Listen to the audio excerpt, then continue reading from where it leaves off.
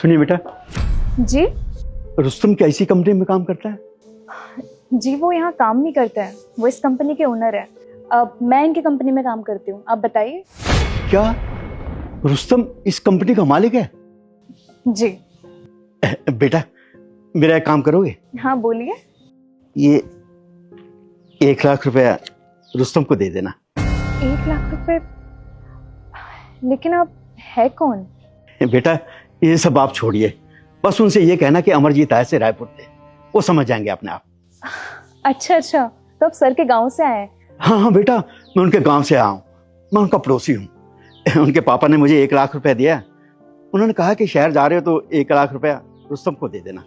अरे तो आप बाहर क्यों खड़े हैं? आप चलिए ना ऑफिस में, सर आपसे मिलेंगे तो बहुत खुश होंगे। नहीं नहीं बेटा, मैं जरा जल्दी में हूँ, कुछ और भी काम करने हैं और मेरी 4 बजे की ट्रेन है, मैंने वापस जाना है बच्चे, बस मेरा ये काम कर देना। ठीक है, मैं उन्हें ये पैसे दे दूंगी। लेकिन अंकल जी, मैं तो आपसे फिर भी यही कहूँगी, आप अंदर बैठ जाइए ना, जब तक वो नहीं आते।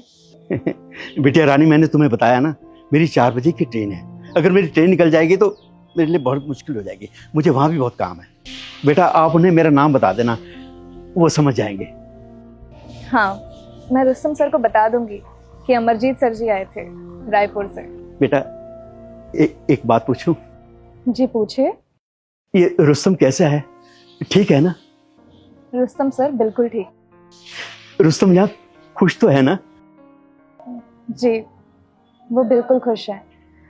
देखिए, हम उन्हें आपके जितना तो नहीं जानते, लेकिन इतना ज़रूर समझते हैं कि वो दिल के बहुत अच्छे इंसान हैं। उन्होंने आज तक कभी भी किसी एम्प्लॉय को परेशान नहीं किया।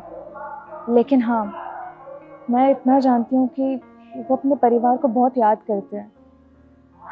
अगर आज उनका परिवार उनके साथ होता तो उनकी खुशी दुगनी होती। बेटा, क्या रुस्तम ने कभी अपने परिवार के बारे में नहीं बताया कि उनके परिवार में कौन कौन है और वो अपने परिवार के साथ क्यों नहीं रहता? कभी कुछ बताया उसने? उनका परिवार उनके साथ क्यों नहीं रहता, इस बात का तो मुझे नहीं पता, क्योंकि उन्होंने कभी जिक्र ही नहीं किया। बेटा, उन्हें अपने माँ बाप की याद तो आती होगी ना? बहुत मिस करते हैं वो अपने परिवार को। बेटा, मैं रुस्तम का पाप नहीं नहीं, मैं उनका पड़ोसी हूँ, उनके पापा मेरे अच्छे दोस्त हैं, हर रोज बैठते हैं हम उनके साथ। अब मैं घर जाऊंगा ना, उन्हें बताऊंगा कि रुस्तम ने बहुत बड़ी कंपनी खोल रही है, वो ये जानकर बहुत खुश होंगे, उन्हें लगेगा कि मेरा बेटा शहर में जाकर कितनी तरक्की कर ली उसने। बेटा, ये पैसे उन्हें दे देना, बस एक बात उन्हें कहना कि उनके पापा उनसे मिलना चाहते हैं, उनके बहुत याद करते हैं, क्योंकि उनके पापा मुझसे हमेशा कहते कि मेरा रुस्तम बेटा आ नहीं रहा, बहुत दिनों से मिले हुए हैं, बस उनसे यही कह देना। हाँ, मैं उन्हें बता दूंगी कि अमरजीत सर आए थे रायपुर से। वैसे सर बैठिए ना, उनसे मिलके चले जाना। नहीं नहीं बेटा, मैंने आपसे कहा है ना, 4 बजे की ट्रेन है, ट्रेन निकल जाएगी। एक बात उन्हें कहेंगी कि सर्दी बहुत पड़ रही है, उन्हें जल्दी ठंड लग जाती है, खांसी होने लगती है। उनके पापा कह रहे थे उन्हें ये समझा देना कि गर्म कपड़े पहन कर रखे, टोपी पहन कर रखे, सुबह जल्दी ना निकले, आराम से रहे। ये सारी बातें समझा देना, क्योंकि उन्हें उनके पापा को बहुत फिक्र रहती है, वे सर्दियों में अक्सर बीमार हो जाते थे। ठीक है अंकल जी, मैं उन्हें बता दूंगी।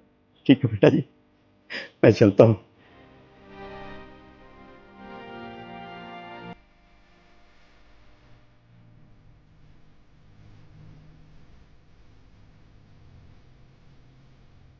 अब सर ये लीजिए आपके 1 लाख रुपए।